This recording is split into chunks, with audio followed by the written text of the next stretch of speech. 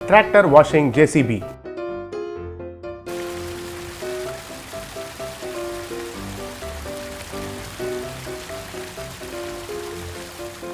भीम सागर में राम नायक कहकर एक आदमी रहता था। वो एक नंबर का आलसी था। कुछ काम करे बिना हमेशा सोता रहता था। एक दिन उनका पिता वीर नायक उनको बुलाकर, अरे राम, तुम ऐसे कुछ काम करे बिना घर में खा के सोने से खाने के लिए पैसे कहाँ से आते हैं रे? उठो उठो, ये जेसीबी को ले जाकर पूरा दिन काम करो। 1 घंटे के लिए 1000 रुपए मिलते हैं। अगर दिन में 10 घंटे काम किया तो 10,000 मिलते हैं। अगर तुम रोज में 10,000 कमाएगा तभी तुम्हें इस घर में एंट्री मिलेगा, नहीं तो रोड पे सो जाओ। तब और कुछ नहीं कर पाकर राम नायक जेसीबी को लेकर गांव में गया।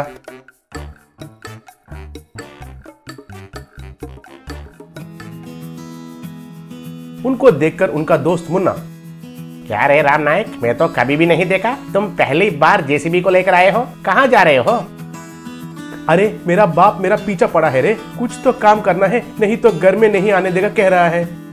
फिर तो क्या करेंगे, इधर ही वो जेसीबी बेचकर सिटी चले जाएंगे। अरे ओ स्वामी, तुम बकवास आइडियाज मत दो। मेरा पिता मैं जहाँ भी गया उधर आकर मुझे मारेगा। मुझे एक आइडिया आया है, उसके हिसाब से किया तो हमें पैसे ही पैसे मिलते हैं। क्या है वो आइडिया, बताओ, जल्दी काम शुरू करेंगे। कुछ नहीं है रे, हमारे गांव में बहुत सारे ट्रैक्टर्स है ना, वे सब खेत में काम करके कीचड़ लगकर गंदे हो जाते हैं, इसलिए हम उनको क्लीनिंग करेंगे, वॉशिंग करेंगे। अरे उसके लिए तो बड़ा सेटअप चाहिए होता है ना, एक बड़ा शेड और पानी का इंतजाम, उसके लिए तो बहुत टाइम लगता है ना। अरे उसका कोई जरूरी नहीं है। उसके लिए मैंने एक आइडिया सोचा। वो क्या है कि हम हमारे जेसीबी को सीधा तालाब में लेकर जाएंगे, ट्रैक्टर्स को भी तालाब में आने के लिए कहेंगे और हमारा जेसीबी का बकेट के मदद से तालाब में पानी उठाकर ट्रैक्टर्स पर डालेंगे, तब एकदम क्लीन हो जाते हैं। कैसा है मेरा आइडिया?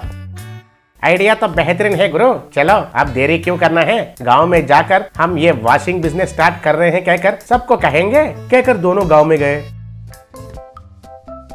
तब मुन्ना जोर से चिल्लाते हुए, बहुत कम दाम में हमारा गांव का ट्रैक्टर्स को हम क्लीन करेंगे, वॉशिंग करेंगे, कहकर अच्छे से पब्लिसिटी किया।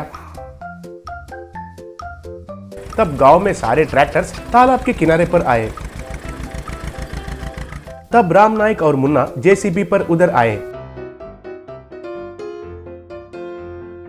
जेसीबी को तालाब में उतारे। आइए बाबू आइए, आपका ट्रैक्टर्स को भी तालाब में लेकर आइए, कहने से सब उनका ट्रैक्टर्स को तालाब में उतारे। मुन्ना जेसीबी में चढ़कर जेसीबी बकेट को पानी के अंदर डालकर उसे उठाकर ट्रैक्टर्स पर पानी डालने लगा। तब वे एकदम क्लीन हो जाने लगे। ऐसे बहुत सारे ट्रैक्टर्स आ रहे थे और वे क्लीन कर रहे थे।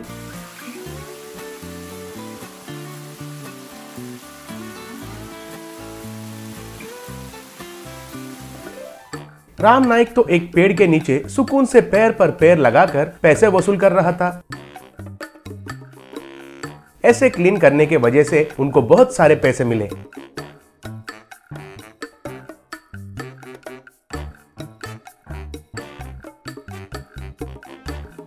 क्यों रे, आज हमको बहुत पैसे मिले हैं ना? हाँ रे, चलो चलो एंजॉय करेंगे, कहकर दोनों जाकर अच्छे से पार्टी मनाए। वापस आकर देखा तो उनका जेसीबी तालाब में फंस गई थी। वो देखकर मुन्ना, अरे राम, तुम्हारा जेसीबी तालाब में डूब गया रे, अब उसे कैसे बाहर निकालना है? एक काम करो, एक ट्रैक्टर को बुलाओ, उसको रस्सी बांधकर खींच कर देखते हैं, कहकर ट्रैक्टर को बुलाए। ट्रैक्टर को रस्सी बांधकर जेसीबी को खींचने के लिए कोशिश किए। कितना भी खींचने से जेसीबी तो बाहर नहीं आया। रस्सियां तो फट-फट से टूट रहे थे। वो देखकर मुन्ना, अरे ऐसा नहीं होगा, ये ट्रैक्टर्स तो जेसीबी को नहीं खींच पा रहे हैं, हम क्रेन लाकर जेसीबी को बाहर निकालेंगे, कहकर क्रेन ड्राइवर के पास गए। क्रेन ड्राइवर से राम नायक, भैया हमारा जेसीबी तालाब में फंस गई है, बाहर निकालना है, चलो भैया। ओके ओके, आता हूँ, लेकिन 50,000 होगा। अरे बाप रे, इतना क्यों? तुम तो 5,000 लेते हो ना? क्यों, तुम तो तुम्हारा जेसीबी से ट्रैक्टरों को वॉश करके कमा रहे हो, मुझे भी कभी भी एक बार काम मिलता है। चलो चलो, नहीं तो मैं दूसरा काम पर जाता हूँ। तब वे कुछ नहीं कर पाए और क्रेन वाला को 50,000 देकर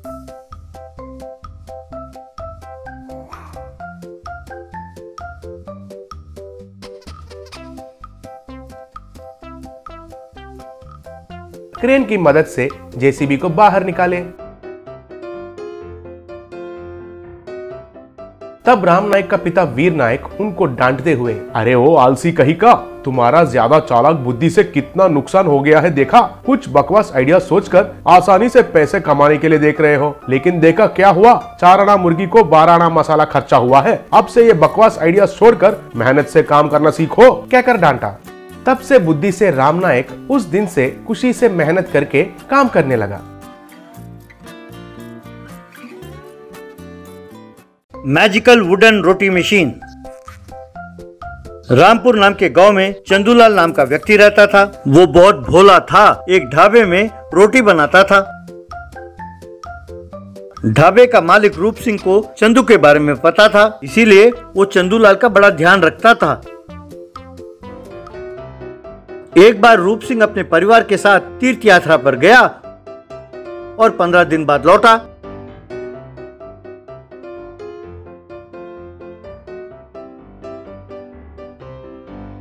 चंदूलाल रूप सिंह के पास गया। मालिक, 15 दिनों से आप ढाबे पर नहीं आए, आप कहाँ गए थे मालिक? मैं अपनी माँ को लेकर तीर्थ यात्रा पर गया था चंदू। पर तीर्थ यात्रा पर क्यों जाते हैं मालिक? बहुत पैसे खर्च होते हैं ना। तीर्थ यात्रा पर जाने से खूब पुण्य कमा सकते हैं, इससे हम सब खुश रह सकते हैं। अरे पैसों का क्या है, हम जितना पुण्य कमाएंगे भगवान हमें उतना पैसा देगा। फिर कुछ दिनों बाद रूप सिंह चंदूलाल से, अरे चंदू, कुछ दिनों से मैं देख रहा हूँ तुम बहुत चिंतित नजर आते हो, तुम किसी से बात भी नहीं करते। क्या बताऊं मालिक, आपके पास तो बहुत सारे पैसे हैं, आप आराम से तीर्थ यात्रा पर गए और खूब पुण्य कमा कर लाए हो, पर मैं कैसे पुण्य कमाऊंगा मालिक?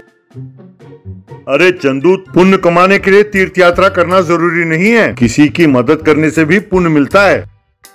पर मालिक, रोटी बनाने के अलावा मैं और कोई काम भी तो नहीं जानता, तो फिर मैं कैसे मदद कर सकता हूँ? अरे जो काम तुम्हें आता है उसी से तुम खूब पुण्य कमा सकते हो चंदू। किसी भूखे को तुम 2 रोटी दे दोगे तो भी पुण्य मिलेगा। अगले दिन चंदूलाल रूप सिंह के पास दौड़ा दौड़ा आया। मालिक, आपने मुझसे झूठ कहा था। आपने कहा था कि 2 रोटी देने से पुण्य मिलेगा, तो मैं 2 रोटी ले जाकर गांव के बाहर एक पेड़ के नीचे बैठा, लेकिन एक की जगह 4 लोग आए। कह रहे थे कि सारे भाई हैं, पर मेरे पास तो सिर्फ 2 रोटी थे। उन चारों ने कहा कि हमारी भूख मिटाओ वरना तुम्हें पाप लगेगा। तब मेरे समझ में नहीं आया कि मैं क्या करूँ, फिर मैंने सबके लिए रोटी बना कर दिया। तो ठीक है, तुमने सबको रोटी खिलाया ना, तो वो पुण्य तो तुम्हें मिलेगा ही। अगले दिन चंदूलाल रूप सिंह से, मालिक, कल जो 4 भाई आए थे वो आज अपने पत्नियों के साथ आए मालिक। वो कह रहे थे कि कल फिर आएंगे। आपकी बात मानकर पुण्य कमाने के चक्कर में मैं यूं फंस गया हूँ मालिक, मेरी समझ में नहीं आता कि मैं क्या करूँ।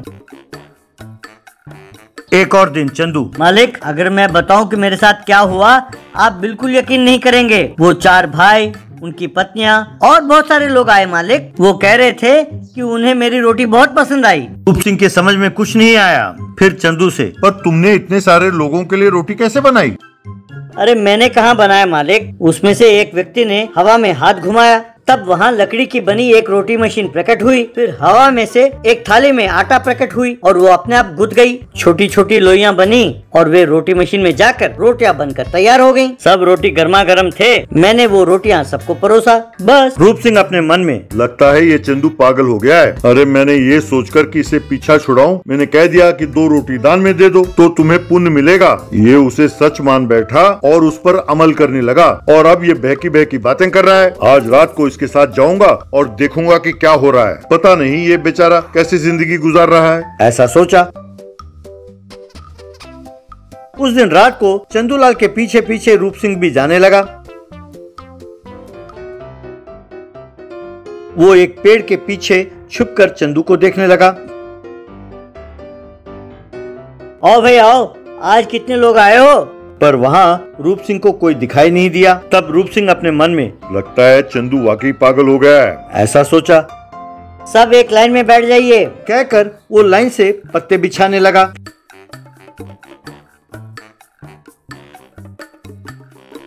फिर चंदूलाल के कहे अनुसार ही हवा में से थाली में आटा गिरा। वो आटा अपने आप गूंथने लगा। फिर रोटी की लोइयां लकड़ी के मशीन में जाकर रोटी बनकर बाहर निकली। वो गर्मा गर्म रोटियां टोकरी में गिरने लगी।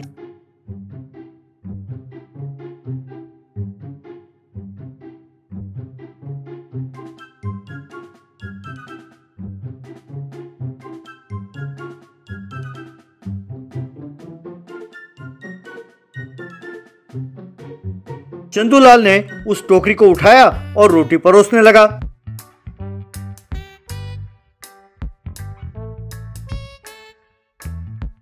फिर धीरे धीरे रोटी की गिराइयां उन पत्तों से गायब होने लगीं।